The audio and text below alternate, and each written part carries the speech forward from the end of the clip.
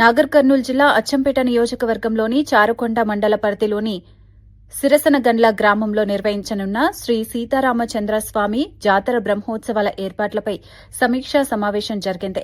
నాగర్ కర్నూలు జిల్లా డీసీసీ అధ్యక్షుడు, Achampet MLA doctor చిక్కుడు వంశీకృష్ణ ఆధ్వర్యంలో ఈ సమావేశం నిర్వహించారు. ఈ సందర్భంగా జాతరకు వచ్చే భక్తులకు ఎలాంటి ఇబ్బందులు కలగకుండా అన్ని ఏర్పాట్లు పకడ్బందీగా చేయాలని ఎమ్మెల్యే అధికారులకు సూచించారు. అయితే మీరు ఆనవాయితీ ప్రకారంగా ఇవన్నీ ఏవైతే మాత కళ్యాణము తేరు రథోత్సవం ఉదయం తర్వాత ఉంటుంది, ఇవన్నీ కూడా బాగానే నడుస్తూ ఉన్నాయి. ఇదొకటైతే రెండవది ఏంటంటే దీంట్లో రెండు రకాలు ఉన్నాయి డెవలప్మెంట్లు, temporary development and permanent development. ఈ రెండింటిపైన కూడా దృష్టి పెట్టి ఇది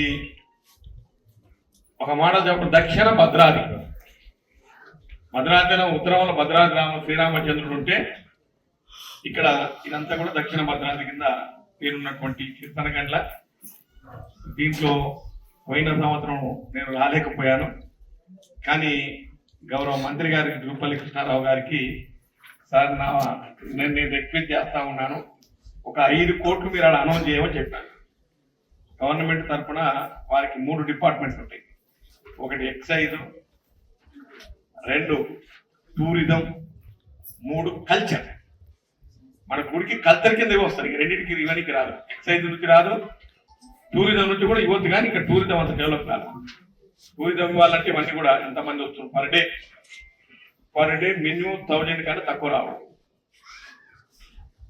1000 మంది భక్తులు రోజు సందర్శిస్తే టూరిజం డిపార్ట్మెంట్ టేకప్ చేసి వాళ్ళకి హరిత ఓట్లు లేకపోతే ఇంకేదో ఎక్కువ చేస్తారు.